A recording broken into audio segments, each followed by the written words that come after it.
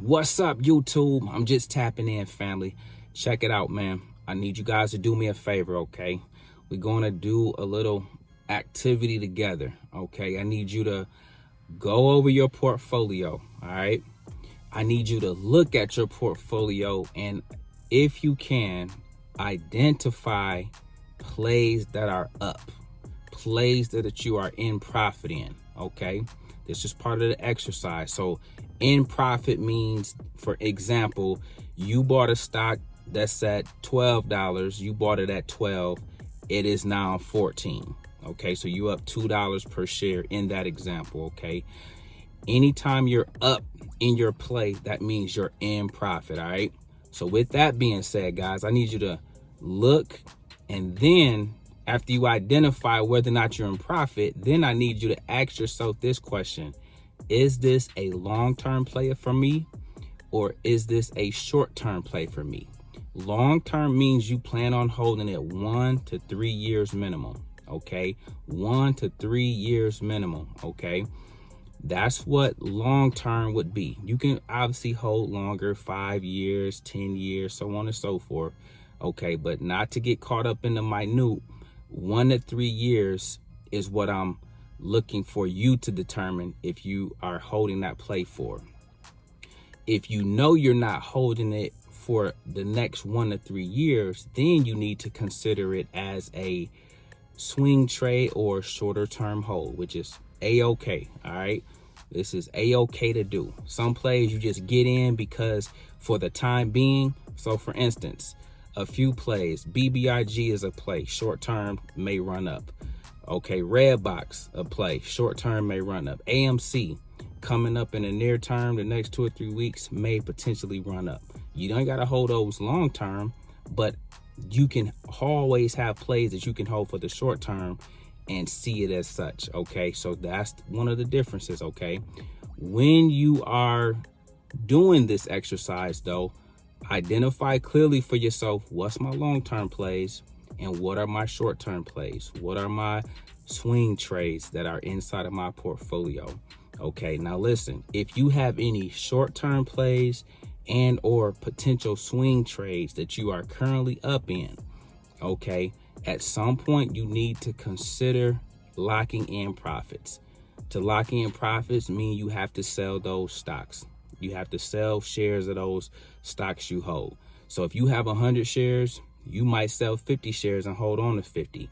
If you have 100 shares, you may choose to sell all 100 shares, and then at some point when the run up is going to happen again, you may go back in later, and to avoid a wash sale, you may wait 30 days to do that. Okay, all these things come into play when you are talking about cleaning up your portfolio, locking in profits. Okay, you don't want to just be holding for the sake of holding. You want to know your target. You want to begin with the end in mind. So for instance, guys, a play for, let's just use one of our plays, Nvidia. If you are on a 100K challenge with me, you guys know about Nvidia. You guys know about Facebook, Boeing, Apple, Tesla, VTI. You know the plays that we hold inside of our portfolios for the 100K challenge. But although, for instance, I'm a long-term investor, some plays I'm just holding to a specific price target. Okay, you guys remember plays like Charge Point? We hit a home run in, bought at 15, sold at 30. We bought at 15, sold at 30. I like Charge Point long term, but I know it's in its infancy stages right now on the journey. So I'm not holding higher than $30. I'll always sell it, lock it in, then I rebuy it once it come all the way back down to $15 or below. Then I just rinse and repeat and ride it back up. Okay, I continuously sell that stock when it hit a certain price. Unlike other plays, I might just hold like VTI. I just dollar cost average into that over time, over years, weeks upon weeks, months upon months. Okay, it's a whole different strategy for your ETF versus your individual plays. So do me that favor as you go through and assess your portfolio. You want to always do a little bit of maintenance. Okay, if the market going to give us some of these pops and some of these rips, I want you to do a little bit of portfolio cleanup. We call this summertime cleanup, okay?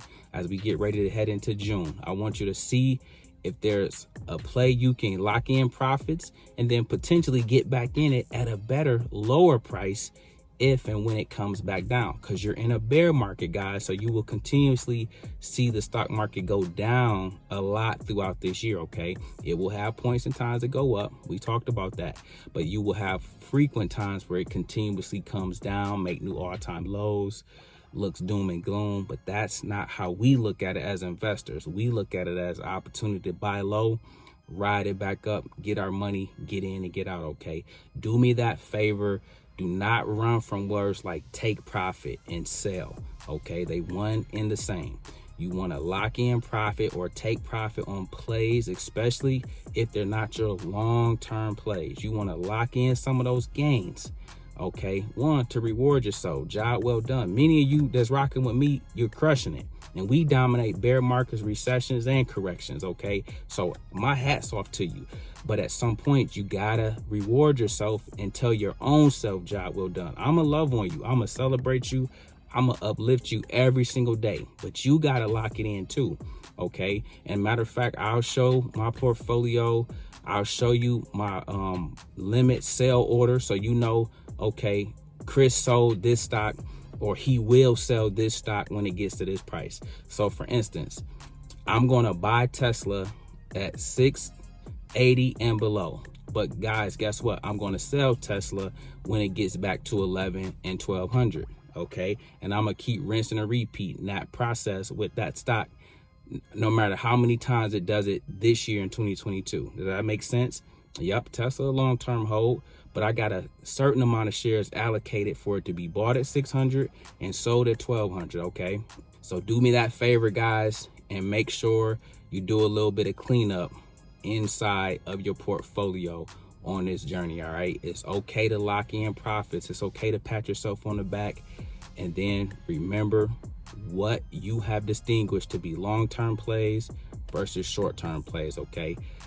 Be very, very distinguished in that so that you know the difference. We're not just saying sell any and all things. We're saying for certain things, make sure it's identified as a short-term play, and make sure other things are clearly identified as your long-term play. I'm gonna keep educating. I'm gonna keep teaching, guys. I'll catch you guys in the next one. Remember, when they sleep, we eat. When they panic, we pounce. We make videos like this every day. So if you like this one, make sure you check out the next one. Remember, most people see the end result, and very few consider the journey.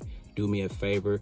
Don't forget to like, subscribe to the channel. Make sure you guys grab some free stock using my link below, and I'll catch you guys in the next one. Peace.